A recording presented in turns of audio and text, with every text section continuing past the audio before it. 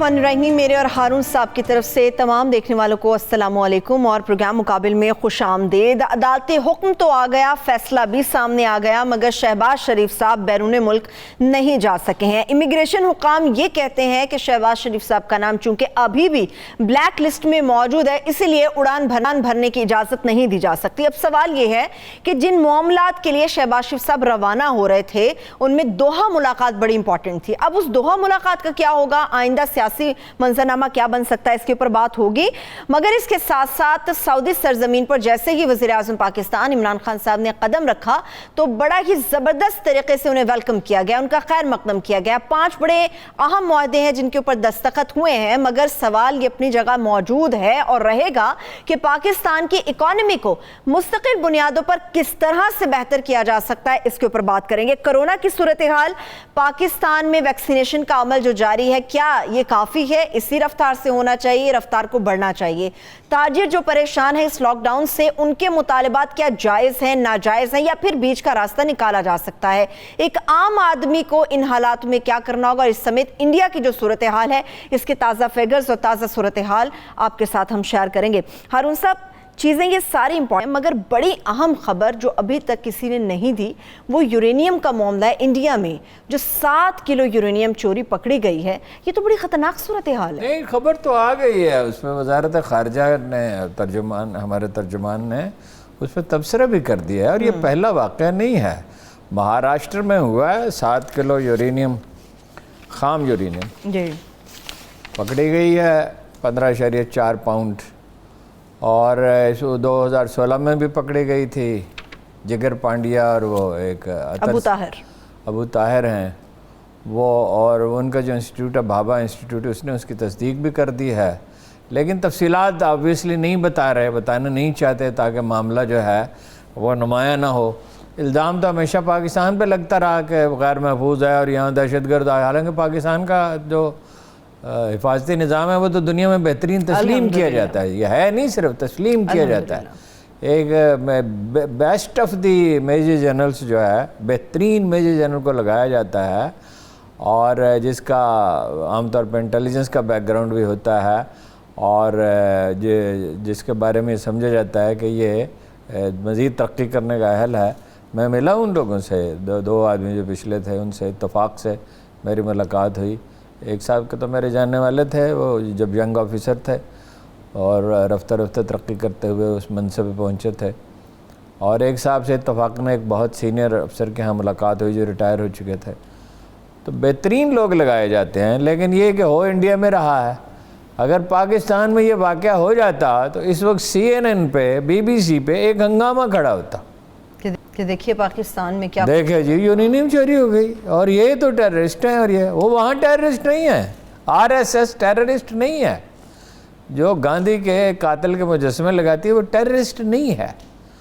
तो इसकी इंडिया पहले ही खैर बहुत मुसीबतों में फंसा हुआ है, अलहदगी की तहरीकें हैं, चीन सर पे सवार है, कोरोना की सूरत और कोरोना की तो खैर इतनी ख़राब सूरत हाल है, सफ़ेद झूठ बोल रहे हैं कि जी 3-4 हज़ार आदमी, वो 10 लाख करण थापर ने आज इंटरव्यू किया है, नॉन इंडियन जर्नलिस्ट है, एक्सपर्ट्स के, और वो कह रहे हैं 10 लाख कम अज़ कम। और खुदा न करे, खुदा न खास्ता अंदेशा ये है कि ये बहुत तादाद बढ़ सकती है। और ये इतना संगीन है, इस कदर संगीन है जैसे 1947 के फसादात थे, जैसे बंगाल का कहत था मशहूर अपना, जिसका ज़िक्र होता रहता है, और बेशुमार लोग मर गए थे और बदइंतज़ामी की वजह से मर गए थे। उसमें कहत भी था लेकिन इंतज़ामी थी, परवाह नहीं थी। तो यहाँ भी इंसानों की परवाह तो पाकिस्तान में भी नहीं है, इंडिया में और भी, मतलब ये इंडिया का तो सरमायादार और हुकूमत बड़ी शफाक है। और मोदी साहब का नज़रिया ये है कि इलेक्शन काम पे नहीं जीते जाते, आजकल खामोश हैं वो, इस पे करते हैं बात। जज्बात तो बाहर कर जीते जाते हैं, तो वो बैठे हुए हैं खामोश कि कोई मौका मिलेगा पाकिस्तान को अंगेज रखें, चीन को अंगेज रखें। इस वक्त जो है वो खामोशी बेहतर है, लेकिन हकारत तो है उनके लहजे में, बंगालियों को का दीमक हैं जी।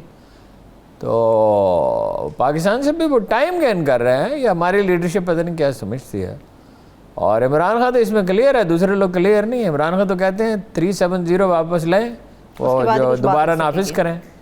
اور مگر باقی لوگوں کا حال تو پتلا ہے, اور پریشر تو آپ کو پتہ ہے ہمارے ہاں امریکہ کا بھی, برطانیہ کا بھی, سعودی عرب کا بھی, اور کئی ملک ہیں جو, چین تو خیر اس طرح کا پریشر نہیں ڈالتا.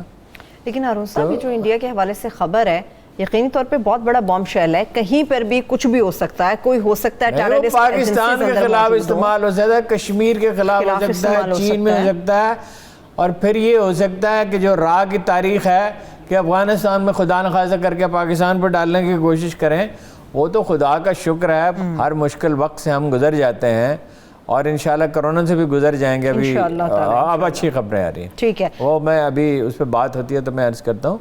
لیکن یہ ہے, یہ بھی بعید نہیں ہے کہ اس میں انڈیا کے سرکاری افسر ملوث ہیں, وہ اس کے ملوث, اس لیے وہ جو سمجھوتا ٹرین میں کیا ہوا تھا بعد میں پتہ چلا تھا کہ اس میں سرکاری افسر, جو فوجی افسر ملوث تھے اس میں ہو سکتے ہیں. وہ تو پاکستان انڈیا میں فوج کا اور انٹیلیجنس ایجنسیوں کا رول بڑھ رہا ہے. ٹھیک, آپ نے افغانستان کی بھی ابھی گفتگو میں اپنی بات کی ہارون صاحب. اچھا, وہ جہانگیر ترین صاحب کا آپ نے کہا کہ وہ کیا ہوگا, وہ ملاقات ان کے گروپ, جہانگیر ترین صاحب کی ملاقات نہیں, آج لوگ مجھ سے پوچھتے رہے, جہانگیر ترین کے گروپ کے لوگوں کی ملاقات, گروپ اراکین ہے, وہ ملاقات, کوئی مسئلہ نہیں ہے, وہ نام نہیں ظاہر کر رہے, یعنی خبر تو کنفرم ہے لیکن نام نہیں ظاہر کر رہے. تو وہ ان کے لیے کیا ہے, 2-4 دن اور ٹھہر جائیں گے. آسودہ لوگ ہیں, یہ پرندے ہیں نا جو تمام آپشنز ملحوظ رکھتے ہیں کہ بھائی آئندہ الیکشن ہونے ہیں, نون لیگ والوں سے بھی راؤ رسم رہے, اگر ضرورت پڑے تو ان کے ٹکٹ لے لیے جائیں. لیکن جہانگیر ترین صاحب کا جہاں تک تعلق ہے, میں نے آپ سے ہمیشہ کہا کہ صلح کے سوا کوئی آپشن نہیں ہے ان کے پاس. خبر یہ ہے خان صاحب نے بیرسٹر علی ظفر سے کہا ہے کہ وہ انصاف کے ساتھ فیصلہ کریں, یعنی اب ان کے رویے میں تبدیلی ہے. اور دوسرا یہ ہے کہ علی ظفر کی ریپوٹیشن بھی یہی ہے, اس سے کوئی یعنی یہ توقع رکھنا, اس کا تقرر سے ہی یہ ظاہر ہونا شروع ہو گیا تھا کہ معاملات ٹھنڈے ہو جائیں گے. ان کے مستقبل کا مسئلہ ہے, وہ ظاہر ایس ایم ظفر کے فرزند ہیں, اور ایس ایم ظفر کبھی انتہا پسندی کی طرف نہیں جاتے تھے. اعتدالیہ اور بھی معتدل ہیں, یہ اپنے والد ان کے معتدل تھے, اور ان کا بڑا طویل تجربہ. 64 میں وہ فارن منسٹر بنے تھے ان کے والد, 64 میں, یہ امیجن کتنا زمانہ گزر گیا, 56 سال پہلے. بڑا ان کا تجربہ, بے پناہ ایکسپوئر ہے, بہت سی کتابوں کے مصنف ہیں, اور یہ بھی اسی ماحول میں پلے بڑے ہیں, اور اتنے ہی شائستہ آدمی ہیں. کبھی تو مجھے لگتا ہے کہ ان سے بھی کچھ بڑھ کر ہیں, اور قانون کو سمجھتے ہیں, باقی کوئی دباؤ نہیں ہے, کسی کے ساتھ زیادتی نہیں ہو جائے گی. ٹھیک ہے, صلح صفائی ہو جائے گی. لیکن ہارون صاحب, یہ دوحہ والی جو بات آپ کر رہے ہیں, یہ 2-4 دن کا قصہ ہوگا, معاملہ مجھے لگتا ہے پی ٹی آئی لمبا کھینچے کی. ابھی وہ 10 دن بھی ٹھہرنا ان کے لیے کیا مسئلہ ہے, یہ ہمارے آپ کے لیے مسئلہ ہے نا. دوحہ میں ٹھہرنا ان لوگوں کے لیے, واپس آ جائیں پھر چلے جائیں, وہ کیا مسئلہ ہے. لیکن جائیں گے, این آر او تو ہو چکا. این آر او دیا کس نے ہارون صاحب؟ جس نے بھی دیا ہے, این آر او ہو گیا. پیپلز پارٹی کے ساتھ بھی ہو گیا, خان صاحب چاہیں نہ چاہیں, اور نون لیگ کے ساتھ بھی ہو گیا. یہ تو کہتے تھے این آر او میں ہی ہوں جو نہیں دوں گا. نہیں, انہوں نے نہیں دیا ہے نا, وہ ٹھیک کہتے تھے. اچھا, دینے والوں نے دے دیا, دینے والوں نے دے دیا. ٹھیک ہے, لیکن ہارون صاحب نون لیگ کافی این آر او کا سب سے بڑا حامی کون ہے؟ ہمارا وزیر خزانہ. یعنی این آر او نہیں کہہ رہے وہ, لیکن الٹیمیٹلی اس کے نتائج تو وہی ہیں. وہ تو ایک ماہر معیشت کی طرح سوچتے ہیں, اور وہ سمجھتے ہیں کہ تلخی کم ہوگی تو صورتحال بہتر ہوگی. اور انہوں نے یہاں تک کہہ دیا میرے بڑے اچھے مراسم ان سے, یعنی میں انیشیٹ کر سکتا ہوں. اس میں تو کوئی بیان نہیں آیا, ورنہ آپ کو پتا ہے کہ چپ کہاں رہتے ہیں وہ ذرا جو ہیں. بجٹ تک تو معاملہ تھوڑا ٹھنڈا رکھنے کی کوشش کریں گے ہارون صاحب. بجٹ جب تک پاس نہیں ہو جاتا معاملہ ٹھنڈا رکھنے کی کوشش کریں گے ابھی یہ سب لوگ. نہیں, بجٹ کے بعد یہ جہانگیر ترین صاحب کا معاملہ تو ایسا لگتا ہے گروپ وہ اپنے انٹیکٹ رکھیں گے, نہیں کریں گے تو یہ بہت حماقت اور سادہ لہی کی انتہا ہوگی. کیونکہ اسی نے انہیں بچایا ہے, اور مستقبل میں یہی انہیں بچا سکتا ہے. لیکن ان کا اصل کنسرن تو اپنا کاروبار ہے, اصل پالیٹکس تو بعد میں ہے نا. اگر کاروبار بچتا ہے, دیکھیے انہوں تو اکاؤنٹس بھی سیل کر دیے تھے. اور انہوں نے یہ کہا, عمران خان سے جو ان کی ملاقات ہوئی ہے اس کی اب کوئی تفصیلات آ رہی ہیں, انہوں نے کہا کہ بھئی میرا کیا تعلق ہے چینی مہنگا کرنے سے، یہ ٹھیک ہے کہ میں بڑا پارٹنر ہوں مگر میں ایک ہی آدمی ہوں نا، ایک آدمی تو مینیج نہیں کر سکتا. یہ مارکیٹ کی اپنے مزاج ہوتا ہے، حرکیات ہوتی ہیں، اپنا سسٹم ہوتا ہے، اس کے تحت ہے. ویسے تو چینی تو ثاقب نثار نے بہت ہی سستی کر دی تھی. آپ کو پتہ کتنے سستی کر دی تھی؟ یاد ہے؟ نہیں مجھے 55 روپے کلو. پھر کیا ہوا تھا؟ اب انٹرنیشنل مارکیٹ میں پرائس اور بڑھ رہی ہے چینی کی، اور چینی وہی 105 روپے بک رہی ہے. اور عدالتوں کا یہ کام نہیں ہے کہ ان چیزوں میں مطلب کوئی اپنا فیصلہ نافذ کر سکے. عدالتیں اچھی خواہشات ظاہر کر سکتی ہیں، لیکن جج حضرات جو ہیں وہ انتظامی معاملات میں جب مداخلت کریں گے اس کو کوئی فائدہ نہیں ہوگا. گوگی بٹ کی ضمانت ہوگی ہارون صاحب؟ خیر وہ تو ایک الگ مسئلہ ہے نا. گوگی بٹ کی ضمانت تو ظاہر ہے، وہ دیکھیں نظام انصاف پہ لوگ غور نہیں کرتے. ہمارا نظام انصاف کیا ہے، اس کی کئی تہیں ہیں، اس کو دیکھنا پڑتا ہے. اس میں صرف ججوں پہ تنقید ہو رہی ہے. شہباز شریف والے معاملے میں بھی، قاضی فائز عیسیٰ کی اہلیہ محترمہ کے بارے میں بھی آج وہ سابق اٹارنی جنرل صاحب نے کہہ دیا کہ بھئی وہ منی ٹریل تو دینی پڑے گی، اور اسپین کی شہریت کیسے لے لی ان سے، ہمارا معاہدہ ہی نہیں ہے. ٹھیک ہے، اچھا ہر بات میں وزن ہو سکتا ہے مگر اس کو پرسپیکٹو میں دیکھنا چاہیے نا، تناظر میں دیکھنا چاہیے نا کہ تناظر کیا ہے، کہاں سے معاملہ انیشیٹ ہوتا ہے، کون کون اثر انداز ہوتا ہے فیصلوں پہ. مثلاً یہ اس کا ہے مسئلہ تیفی بٹ کا. ٹھیک ہے، گوگی بٹ. اچھا وہ اس کا مسئلہ ہے، ایک تیفی بٹ بھی ہے، دو ہے. اچھا مجھے نے نام لیا تو مجھے فلم یاد آ گئی. ہاں یہ انہی پہ فلمیں بنتی ہیں اور کیا. پنجابی فلم انڈسٹری تباہ ہوئی ہے انہی کی وجہ سے کہ ان پہ فلمیں بننے لگیں. اور ظاہر ہے جب ان پہ فلمیں بنیں گی تو کیا کہ ایک ہی موضوع پہ تو وہ کتنے دیر لوگ دیکھیں گے. تو وہ معاملات تو بہت سنگین ہیں انتہائی. لیکن پہلی بات تو یہ ہے کہ وہ کوئی شخص غنڈہ گردی کر سکتا ہی نہیں ہے، کوئی بھی، کسی خاص شخص کی بات نہیں ہو رہی، جب تک سرکاری افسروں کے ساتھ اس کا گٹھ جوڑ نہیں ہوگا، اور جب تک نچلی عدلیہ میں اس کا رسوخ نہ ہو. بھائی پہلے تفتیش ہوتی ہے، پہلے ایف آئی آر درج ہوتی ہے. اول تو ان کے خلاف ایف آئی آر ہی کون درج کرائے.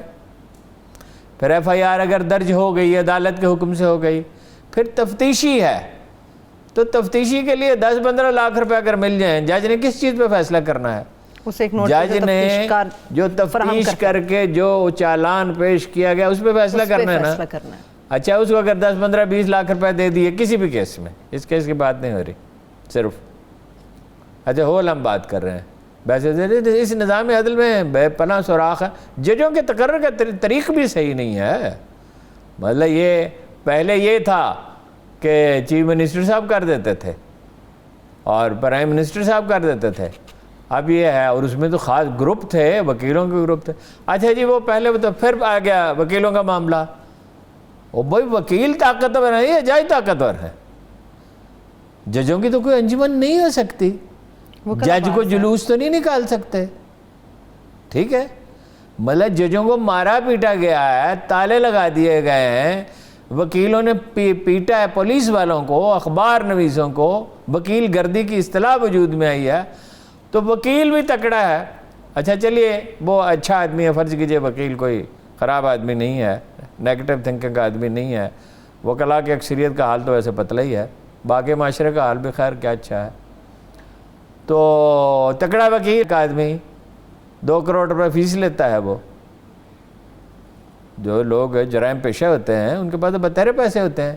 یہ یعنی وزیر اعظم صاحب تو روتے رہے. حالت تو یہ ہے کہ ان کے بردر ان لا کے پلاٹ پہ قبضہ ہو گیا، اس کے لیے ایک پولیس افسر کو بھیجا گیا. وہ پولیس افسر خود ایک مسئلہ بن گیا. ہاں جی وہ آئی جی سے الجھنے لگا، ماتحتوں پہ روپ ڈالنے لگا. ہاں جی ابھی سنا وہ کچھ لوگوں پہ مقدمات کرنے والے ہیں. تو یہ کئی پھر عدالتی اہلکار ہیں، سارا کام جج کرتا ہے. عدالتی اہلکار نے تاریخ ڈالنی ہوتی ہے. جج پہ جب اتنے مقدمات سنے ہوں گے، کتنے کیس ہیں؟ کوئی 56 لاکھ کیس ہیں، 26 لاکھ کیس ہیں نچلی عدالتوں سے اوپر تک. 50-60 ہزار سپریم کورٹ میں ہے. ججوں کی تعداد کیوں نہیں بڑھاتے ہیں؟ 1000 تعداد کم ہے. ایک سڑک کے چھوٹے سے ٹکڑے پہ 2 अरब रुपया लग जाता है, इस पे इतने पैसे तो नहीं लगते। करना नहीं चाहते हारून साहब। और तनकीद हो रही है जजों पे, नहीं निज़ाम ना पुलिस को ठीक करना चाहते हैं, ना अदलिया को ठीक करना चाहते हैं, ना सिविल सर्विस को ठीक करना चाहते हैं, ना FBI को ठीक करना चाहते हैं। मगर फिर भी जन्नत नजर आना मगर चाहिए। ये है कि वही मोदी वाली थ्योरी कि भाई जज्बात में इलेक्शन लड़ा जाएगा। ठीक है, ब्रेक से वापस आके इस पे बात कर लेते हैं हारून साहब। एक ब्रेक ले लेते हैं, जब ब्रेक से वापस आएंगे यहीं से गुफ्तगू आगे बढ़ेगी और दौरा सऊदी अरब से मुतालिक पे खास तौर पर बात करेंगे। हमारे साथ रहिए।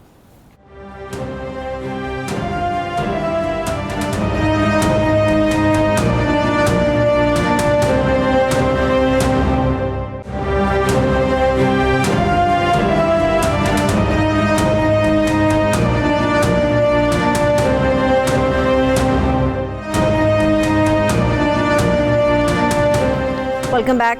हारून साहब, सऊदीया के विज़िट के ऊपर बात करते हैं। इमरान खान साहब पहुँचे हैं वहाँ पे। सबसे पहले तो उनकी एक जो तस्वीर फवाद चौधरी साहब ने पोस्ट की, उसके ऊपर कुछ मिले जुले रद्द अमल आ रहे हैं।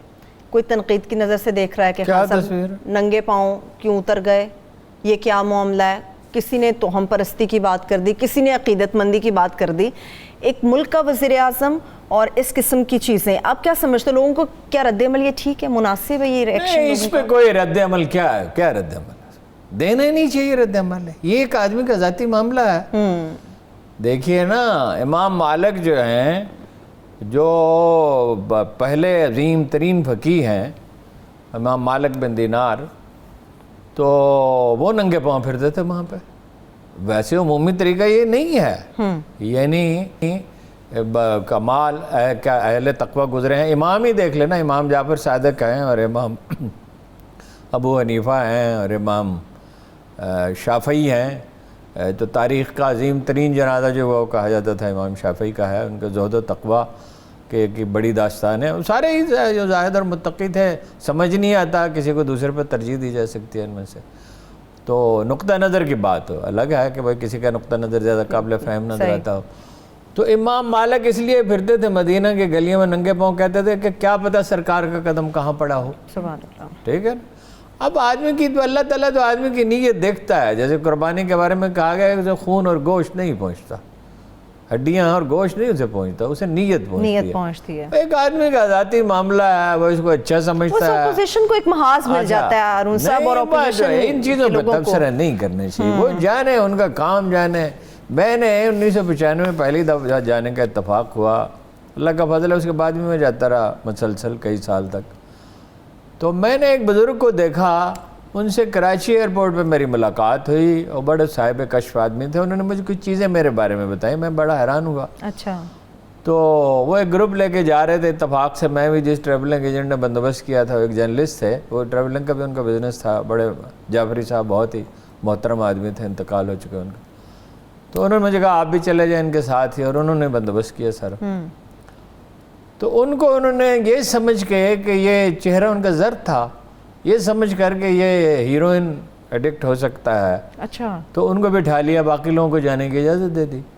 और मैंने देखा उनके चेहरे पे इस कदर सुकून और करार है। जिस आदमी पे ये शुबा किया गया हो और सऊदी अरब में किया गया हो, तो आप अंदाज़ा कर सकते हैं वहाँ का निज़ाम अदल तो किस तरह का है।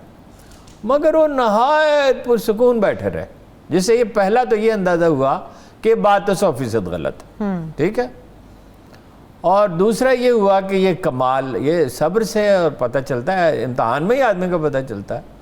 और उनका जिक्र करना उन्होंने मुनासिब नहीं समझा बाद में कि भाई मुझे बिठाए रखा, सारे टेस्ट वेस्ट किया होगा। तो टेस्ट में क्या, वो तो सारी सारी रात इबादत करने वाले लोग होते हैं, खाते बहुत कम हैं। सूफियों में जो चीज़ें होती हैं जो है, इसीलिए सूफिया, वो मुझे उस मुलाकात से समझ में आई सूफिया क्यों अफजल हैं उलमा से, कि हर आरफ जो है वो आलम भी होता है, हर आलम आरफ नहीं होता।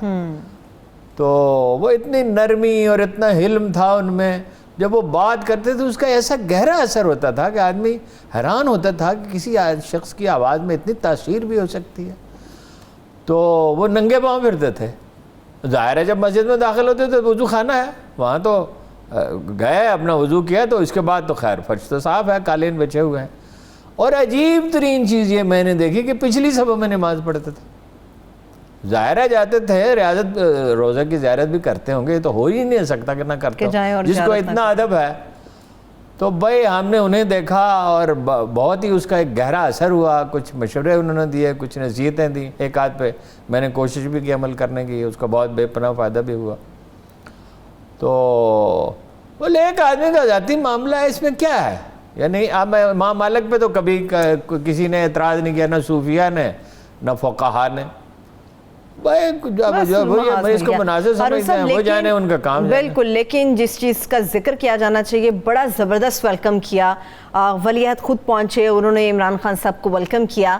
یہ اس کو بھی بڑا مثبت انداز میں دیکھا جا رہا ہے کہ شاید پاکستان کے لیے کچھ ہے. کوئی نہیں, کوئی واقعہ ہوا ہی نہیں ہے. نہ یہ ناکام دورہ ہے نہ یہ کامیاب دورہ ہے. تو یہ دیکھ رہے ہیں ایک دوسرے کے تیور, دونوں برف پگھلی ہے. یہ ہم کہہ سکتے ہیں برف پگھلی ہے. کہاں تو یہ تلخی کا عالم تھا کہ ہمارے پیسے واپس کرو, جیسے چھوٹے بچے کہتے ہیں پیسے واپس کرو میرے, ہیں جی. تو چین سے پیسے لے کے دینے پڑے. اور کہاں اب یہ عالم ہے کہ دورے کی دعوت دی اور انہوں نے بھی دی ہے, وہ آئیں گے, استقبال بھی کیا. اور استقبال میں تو ایک عجیب نکتہ ہے, ریڈ کارپٹ نہیں, پرپل کارپٹ. وہ یہ سعودی عرب نے کوئی اختراع کی ہے کہ کوئی بہت VIP سے بھی اوپر کوئی اپنا جسچر اگر دینا ہو تو پرپل ہونا چاہیے. ٹھیک ہے. تو مدینہ میں گورنر نے استقبال کیا, یوزلی نہیں ہوتا, اور ماحول خوشگوار تھا. اگرچہ راوی شاہ محمود قریشی ہیں لیکن پھر بھی باہر لگتا ہے, باقی کرائن سے بھی لگتا ہے. کسی بات پہ تو اعتبار کریں ہم سب قریشی صاحب کے. اور دیکھیں نا جی, کہاں یہ شاہ محمود پہ اتنی تنقید کرتے تھے, کہاں وہ ملاقات میں وہ خود موجود تھے, ذاتی حیثیت میں انہوں نے بات چیت کی ساری. علامہ طاہر اشرفی کو نہیں لے گئے کسی ملاقات میں, یہ بڑی عجیب بات ہے. لیکن یہ کہ 50 کروڑ ڈالر کی اپنا انویسٹمنٹ کریں گے, اتنے ہی پیسوں کی, اس سے تو زیادہ کی تو کاریں ہی ہوں گی پرنس کے پاس. تو وہ 21 بلین ڈالر کی انویسٹمنٹ کہاں گئی جو کرنی تھی. ہاں وہ تو ایسا لگتا ہے. اور ڈیلیڈ پیمنٹ پہ جو تیل دیا کرتے تھے وہ کہاں گیا, اس پہ بات. اور دوسری بات یہ MOUs کوئی چیز نہیں ہے جو MOU سائن ہوا ہے. نہیں MOU, مجھے شہباز شریف صاحب نے ادراہ کرم و غریب خانے پر تشریف لائے تھے اور مجھے بتایا تھا کہ چین کے ساتھ MOU سائن ہو گیا ہے بائی پاس کے لیے راولپنڈی کی. اور راولپنڈی بات شہر ہے, جس سے کوئی بائی پاس نہیں ہے. اب یہ رنگ روڈ بنا رہے ہیں تو وہ بائی پاس بھی ظاہر ہے اس کو کام دے گا. تو یہ کب کی بات ہے, 2009 کی. اور شہباز شریف کا پورا دور گزر گیا, کوئی نہیں. MOU کوئی چیز نہیں ہوتا. MOU یہ ہے کہ آپ عمل کریں گے, یہ وقت کے ساتھ پتہ چلے گا.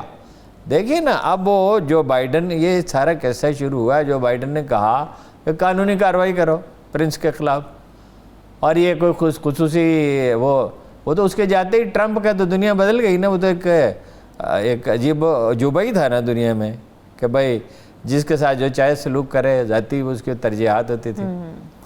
تو اس کے بعد ترکی سے بھی تعلقات قائم کرنے کی فکر ہے انہیں, قطر سے بھی تعلقات بہتر بنا رہے ہیں, پاکستان سے بہتر بنا رہے ہیں. یہ امکانات ہیں, نئی ریلیشن شپ ہوگی. دیکھیے بشام میں زلزلہ آیا اور نقصان اتنا نہیں ہوا تھا, تاثر ہو گیا کہ نقصان بہت ہوا ہے. تو شاہ فیصل نے $1 بلین کا چیک بھیجا تھا. اچھا, کتنے مواقع پر شاہ فیصل جو ہیں وہ اتنا عزیز رکھتے تھے پاکستان کو کہ لوگ حیران ہوتے تھے. یہ وہ ریلیشن شپ ختم ہو گئی, اب ہے ریلیشن شپ مفادات کی. یہ بات تو وہ اچھی طرح جانتے ہیں, اظہار نہیں کر سکتے, کیسی مجبوری ہے کہ اگر اسرائیل آگے بڑھا, جس کے کرائن ہیں, دیکھیں نا اس کے تو بے شمار شواہد ہیں کہ اسرائیل, ایک جو گریٹر مڈل ایسٹ کا آئیڈیا ہے امریکہ کا, اور امریکہ کو تو $3 بلین ڈونیشن ملتی ہے. آبادی کتنی ہے, کتنی آبادی اسرائیل کی؟ 30 لاکھ آبادی ہے, اور $3 بلین گرانٹ, قرض نہیں, امریکہ دیتا ہے. اور یورپ بھی مہربان ہے سارے کا سارا ان پہ. تو وہ باہر تو نکلے گا, ظاہر ہے عرب تو لڑنے کے قابل ہیں نہیں. $thousands of billions کا اسلحہ ہے, لڑنے کے قابل نہیں ہے. پاکستان کی مدد, پاکستان ہے یا ترکی ہے, آخر کو تو انہی کو لڑنا ہے. اس لیے وہ اب پھر یہ جو بائیڈن والا جو معاملہ ہوا, تعلقات تو وہ رکھنا چاہتے ہیں, نہ ان کی انڈسٹری چل سکتی ہے اس کے بغیر, نہ ان کا کاروبار چل سکتا ہے. پاکستانی بڑے محنتی, پاکستانیوں کی آؤٹ پٹ دوسرے فلپینوں سے, انڈین سے, بنگلہ دیشیوں سے بہتر ہے. زیادہ انٹیلیجنٹ لوگ ہیں, زیادہ محنتی ہیں. جب کوئی ماحول اچھا میسر آ جائے ہے نا, پاکستانی ڈاکٹر امریکہ میں سب سے بہتر سمجھے جاتے ہیں. پاکستانی سائنسدان دنیا میں بہتر. قریشی صاحب نے کہا ہے کہ آج ان کی ویژن 2030 کے اوپر بھی بات ہوئی ہے سعودیہ سے, جس میں 1 کروڑ افراد کی قوت انہیں درکار ہوگی سعودیہ کو 2030 تک. تو وہ پاکستان کے لیے بڑے باتوں کو اتنا سیریسلی نہ لیا کر رہے ہیں. ملک کے وزیر خارجہ کیا کروں میں مجبور ہوں. وزیر خارجہ ہیں جو بھی ہیں, وزیر خارجہ ہیں, مطلب ان میں کیا کون سی خوبی ہے کہ وزیر خارجہ بنایا جائے؟ وہ خود بننا نہیں چاہتے تھے. جس آدمی کو زبردستی بنایا جائے اس نے کیا کرنا ہے؟ ان کا مزاج نہیں ہے وزیر خارجہ کا, ان کا انٹرسٹ ہے ملتان کی سیاست میں. ان کا انٹرسٹ تھا جاوید ہاشمی نکل جائے پارٹی سے, ان کا انٹرسٹ تھا جہانگیر ترین نکل جائے پارٹی سے, اور نکل جانے کے بعد اب وہ چاہتے تھے صلح نہ ہو, بس صلح ہو گئی. آدمی کے کندھوں پہ 2 سر نہیں ہوتے کسی کے, نہ کسی کی کھوپڑی میں 2 دماغ ہوتے ہیں. ان کی ترجیحات خارجہ معاملات میں ریاضت کرنا نہیں ہے. ٹھیک ہے, ٹھیک ہے. جنرل بلال کے جانے سے ہارون صاحب کیا کوئی فرق پڑے گا؟ اگر پڑے گا تو کتنا بڑا؟ کیوں نہیں کتنا بڑا وہ خلا ہوگا؟ ایک نیٹ اینڈ کلین آدمی, ایک دلیر آدمی, ایک بے ساختہ آدمی, ایک آدمی جس کا اتنا بڑا ایکسپوجر ہے, جس نے پاکستان کی تاریخ کے عظیم ترین مارکوں میں سے ایک مارکہ سر کیا ہے, جو خود صبح سے رات گئے تک کام کرتا ہے, جو خود آنیسٹ ہے, تو ظاہر ہے دوسرے لوگوں سے. General Bilal is an exception. اس طرح کے لوگ روز روز نہیں ہوتے. جنرل بلال کو تاریخ یاد رکھے گی کراچی کے واقعات کی وجہ سے. اور ان سے ملاقات ہوئی جانے سے پہلے اتفاقاً کسی تقریب میں, تو میں نے بات کرنے کی کوشش کی تو انہوں نے کہا now I am a diplomat. مطلب یہ اتنے محتاط آدمی ہیں اور خوشگوار بھی ہیں, بات چیت کرتے ہیں, ذہنی ریاضت, فوکس ٹائم بہت زیادہ ہے. صحیح. ٹھیک ہے, صاف ستھرے بہت ہیں. دیکھیے نا, یہ انہوں نے جانے سے پہلے اتنا بڑا کام کر دیا کہ وہاں جتنے تھے اپنا پیسے خور, دیہڑی لگانے والے جو تھے, ان سب کی ان کے جانے سے پہلے چھٹی کرا دی جس آدمی نے. تو آپ کیا تو کر گئے, متحرک ہیں, صحت اچھی ہے, جائیں گے ریاض, جائیں گے جدہ, جائیں گے پاکستان, ملتے جلتے بہت ہیں. And very careful a person. یعنی گھلتے ملتے یہ ریئر ہوتا ہے, گھلتے ملتے بھی ہیں, کیئرفل بھی ہیں. یعنی یہ نہیں ہے کہ وعدہ کرنے میں جلدی کریں, وعدہ نہیں کرتے. یہاں انہیں ٹیکسلا بھیج دیا تھا, یہ تو مطلب بڑا سمجھا جاتا ہے کہ بڑی زیادتی ہو گئی, لیکن انہوں نے تو اس کو زیادتی نہیں سمجھا. انہوں نے فٹافٹ کیا کیا, بنانا شروع کر دیا, سینیٹائزر بنانا شروع کر دیے, ماسک بنانا شروع کر دیے, اور بہت سی چیزیں بنا دیں. ٹھیک. آپ نے ہارون صاحب کہا کہ ایم او یوز کو سائن کرنے کا کوئی فائدہ نہیں ہے, تو پھر پاکستان کی اکانومی کو ایم او یو اگر عمل ہوگا تو ٹھیک ہے. یہ نہیں ہم حتمی طور پہ نہیں کہہ سکتے کہ یہ دورہ بڑا کامیاب رہا ہے, یا یہ بھی نہیں کہہ سکتے کہ ناکام رہا. تو پھر پاکستان کی اکانومی کو بہتر کرنے کے لیے پریکٹیکلی کیا کرنا ہوگا ہارون صاحب؟ پاکستان کی اکانومی تو پاکستان ہی ٹھیک کر سکتا ہے نا, دنیا نہیں ٹھیک کر. دیکھیے پہلے دن سے ہماری ڈیپینڈنس کی روش ہے نا. دیکھیے ایک تو 22 اپنا ارب روپے کے ہمیں اثاثے مل گئے ہندو اور سکھوں کے جانے سے, جو تقریباً وہ اس وقت میرا خیال ہے کہ 1 روپے کے برابر ہوگا, 2 روپے کے برابر ہوگا ڈالر. تو 11-12 بلین ڈالر کے اندازہ لگا, 3 کروڑ کی آبادی اور 11-12 بلین ڈالر کے اثاثے مل گئے. وہاں سے لوٹ مار شروع ہوئی, ڈیپینڈنس ہوئی. پھر ہمارا طرز زندگی ہے انڈیا میں سیونگ ریٹ 30%, اور آج نہیں ہے, پہلے ہی 30% تھا. ہمارا کتنا ہے 10%. اگر 30% ہمارا سیونگ ریٹ ہو تو ہماری اکانومی کہاں پہنچے. دوسرا یہ ہے کہ نہرو کے زمانے میں 10 بہترین ٹیکنیکل انسٹیٹیوٹ بن گئے تھے جو یورپ سے بہتر سمجھے جاتے ہیں. ہمارا کب بنا پہلا بہتر انسٹیٹیوٹ؟ وہ بھی اب خراب ہے, غلام اسحاق خان انسٹیٹیوٹ. ڈاکٹر عبدالقدیر خان صاحب نے بنایا, نام اس کا ڈاکٹر غلام اسحاق خان کا نام پہ رکھا, چونکہ ان کی بڑی خدمات تھے 8ویں پروگرام کے. تو ہمارے تعلیمی اداروں کا کیا حال ہے؟ کیا ہم ٹرینڈ ورکر پیدا کر رہے ہیں؟ وہ ذوالفقار چیمہ صاحب کر رہے تھے, اور ایک اپنا کرنل مجتبیٰ صاحب کر رہے تھے, مرتضیٰ صاحب کر رہے تھے. وہ بھی اپنے گھر چلے گئے. آپ ٹرینڈ ورکر پیدا نہیں کر رہے. آپ کو احساس ہی نہیں کہ اکانومی ہے, کہ اکانومی انڈسٹری ہوتی ہے. قدرت بار بار ہمیں اشارہ دے رہی ہے کہ اپنے پاؤں پہ کھڑا ہونے کی کوشش کرو. ہم ٹیکسٹائل انڈسٹری ڈیولپ کر سکتے ہیں. اچھا ہم ایٹم بم بنا سکتے ہیں, میزائل بنا سکتے ہیں, کار نہیں, یہ نہیں بنا سکتے, کار نہیں ہم سے بنتی. کمال ہے بھائی. یہ یعنی کاریں کیا پاکستان وہی کار ہے انڈیا میں, اس کی قیمت کم ہے, بنگلہ دیش میں کم ہے, یہاں زیادہ ہے. پاکستان آتی ہے تو اچھا اس میں بہت سی سہولتیں ہی نہیں ہیں, سیفٹی میئرز کو دیکھا ہی نہیں جاتا, سیفٹی میئرز ہی نہیں ہے. اور یہ تو ایگریمنٹ جب ہوتا ہے تو یہ ہوتا ہے کہ یہاں بنائیں گے, وہ باہر سے پرزے جو منگوا کے. تو آپ پوچھتے کیوں نہیں, آپ کی سول سروس ختم ہو چکی ہے. ایک ہی کار ہے, اس کی باڈی میں زمین آسمان کا فرق ہے. انڈیا میں اس کی باڈی زیادہ مضبوط ہے, پاکستان میں آتی ہے تو وہ ٹین ڈبے کی شکل اختیار اس کی وجہ یہ ہے نا, آپ کا ایف بی آر جسے اسے ڈیل کرنا ہے, اور ایس سی سی پی, اور اوور آل سول سروس, اور پولیس. میں نے دیکھا ہے یہ پاکستان میں جو لاہور میں جو فیکٹریاں ہیں نا, اتفاق سے بعد میں میرا آنا جانا تھا, تو ایک دن میں گیا تو پولیس والوں کی گاڑی کھڑی ہوئی. اچھا, میں نے سمجھا کوئی چھاپا پڑ گیا ہے اس لیے گاڑی کھڑی ہے. تو وہ ہنس پڑا آدمی, اس نے کہا نہیں یہ بیچارے لینے کے لیے آتے ہیں کوکو کولا, پیپسی کولا, اپنا سیون فلاں چیزیں جو ہیں وہ لینے کے لیے آتے ہیں, وہ اپنے عملے کے لیے. یہ پولیس ہے آپ کی. اور یہ کیا پاکستان میں ریٹ کیا ہے سزا کا, یعنی جو مقدمات بنتے ہیں کتنے % لوگوں کو سزا ہوتی ہے؟ 5%. برطانیہ میں کیا 95%. یہی چیزیں ہارون صاحب جن کو بہتر کرنے جب آپ ایک کو دیکھیں نا, لا اینڈ آرڈر ٹھیک ہو, یہ 4 ادارے ٹھیک ہو, ایف بی آر, پولیس, عدلیہ, سول سروس, نئے سرے سے تشکیل دینے کی ضرورت ہے. اور انڈسٹری میں ایوب خان کے زمانے میں یہی ملک تھا, یہی لوگ تھے. اتنی انڈسٹری کیسے لگ گئی تھی؟ بھٹو کے زمانے میں اسٹیل مل لگی, ہیوی میکینیکل کمپلیکس ٹیکسلا بنا, تربیلا ڈیم کی توسیع ہوئی, اور ابھی خیر ڈیم تو ان کے زمانے میں بن رہے ہیں, اس کی تو. چلیں بریک سے واپس آ کے ہارون صاحب اس پہ بات کر لیتے ہیں. چاہے کوئی انڈسٹری والا ہے یا کوئی ریڈی بان ہے, سبھی رو رہے ہیں اس وقت کرونا کی صورتحال کو لے کے. پاکستان ہے یا پھر انڈیا, انڈیا میں حالات یہی رہے تو صورتحال کیا بنے گی, اور پاکستان کے اندر لاک ڈاؤن کے فیصلے کے اوپر بات کریں گے. ہمارے ساتھ رہیے.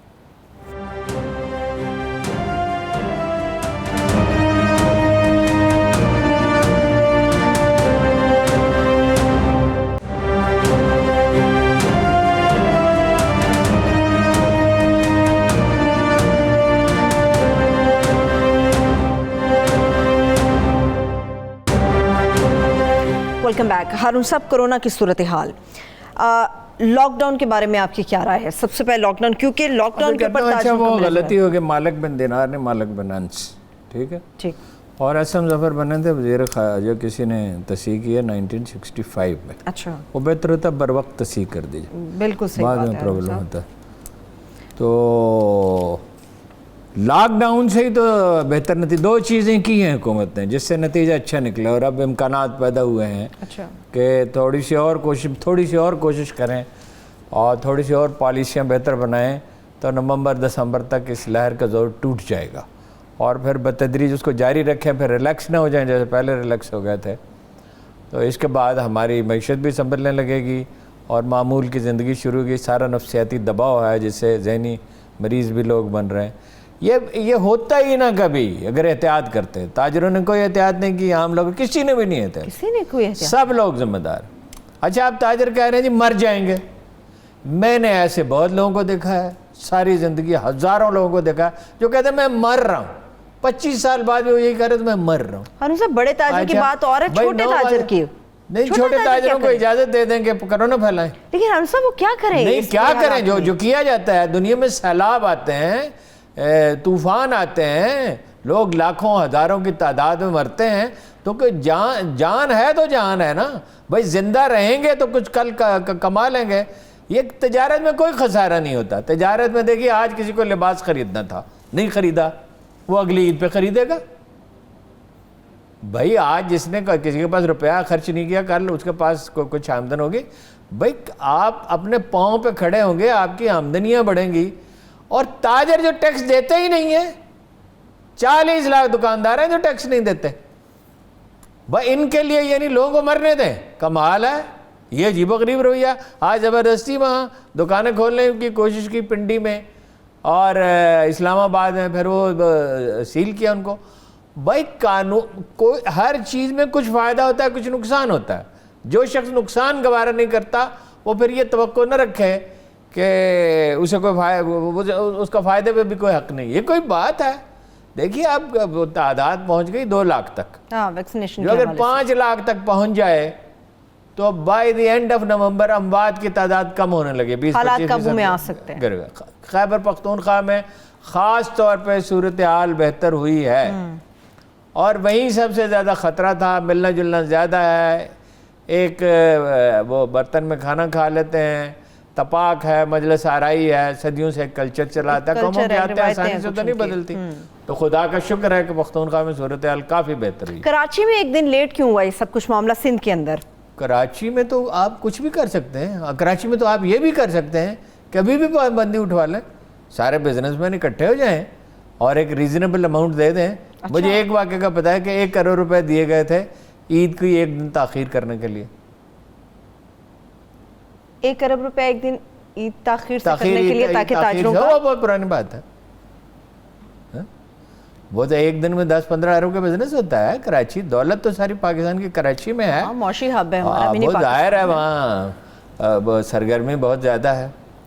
ہنوز صاحب تو یہ کوئی اچھا دیکھیں نا اس میں آرمی کو انوالو کریں. انڈیا میں آرمی کو بلا لیا گیا ہے تو یہاں کیوں نہیں آپ اس میں اس کو اپنے شامل کرتے اس میں.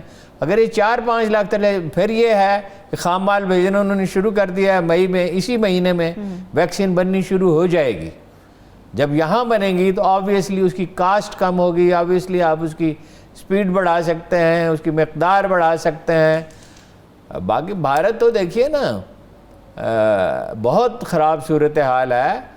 یعنی آپ کو بتایا کہ 10 لاکھ آدمی جو خدا نہ کرے کہ مزید ہو, خدا نہ خواستہ. لیکن یہ بالکل 1947 کی طرح ہے, یہ بنگال کے قحط کی طرح ہے. وہ بیٹھے ہوئے انتظار میں مودی صاحب, سچویشن ملے وہ کہتے ہیں کامیابی جو ہے الیکشن میں وہ جذبات ابھارنے سے ہوتی ہے, اس سے نہیں ہوتی. تاک میں بیٹھے ہوئے ہیں, مچان پہ جیسا کوئی شکار کے لیے بیٹھا ہوتا ہے. وہاں 10-15 سال لگیں گے انہیں سنبھلنے میں. اس کا سائیکلوجیکل ڈیمیج بہت زیادہ ہے. سرمایہ دار بہت خونخوار ہے. پاکستانی سرمایہ دار بھی کوئی بڑا مہربان نہیں ہے. مگر انڈیا کے مقابلے میں ہارون صاحب انڈیا کا تو کچھ زیادہ وہاں تو 6-6 مہینے ہڑتال رہتی تو اخباروں میں خبر نہیں چھپتی تھی. اب صورتحال ذرا سی بہتر ہوئی ہے. تو تاجروں کا مطالبہ جو ہے یہ ٹھیک ہے, انہیں نقصان ہوگا. مدد کی کس کو ضرورت ہے؟ جو سب سے زیادہ غریب لوگ ہیں. اس پروگرام میں انہیں شامل کرنا چاہیے. دیکھیے 65 برس کی عمر سے کسی اوپر کے 60-65 سے کوئی 80 لاکھ انسان ہیں جن میں سے 20-25 لاکھ کے قریب ہے اندازہ ہے کہ جن کا جو ڈپینڈنٹ ہیں. اور بعض جگہوں پہ جو آج آرڈیننس بھی آیا کہ والدین کو گھر سے نہیں نکال سکتے. ایک تو وہ اچھا آرڈیننس آیا ہے اوورسیز پاکستانی والا, اور اس میں اپوزیشن کا اعتراض بالکل بے بنیاد ہے کہ بھئی مشین میں گڑبڑ ہوگی. بھئی گڑبڑ تو کسی بھی چیز میں ہو سکتی ہے, آپ اس کو شور کریں کہ نہ ہو. باقی کل کر لیں گے. کل انشاءاللہ تعالی اس کے اوپر بڑی تفصیل کے ساتھ بات کریں گے. بہت شکریہ, تھینک سو مچ. پھر تمام دیکھنے والوں کو شکریہ. مجھے اجازت دیجیے, اپنا خیال رکھیے. اللہ حافظ.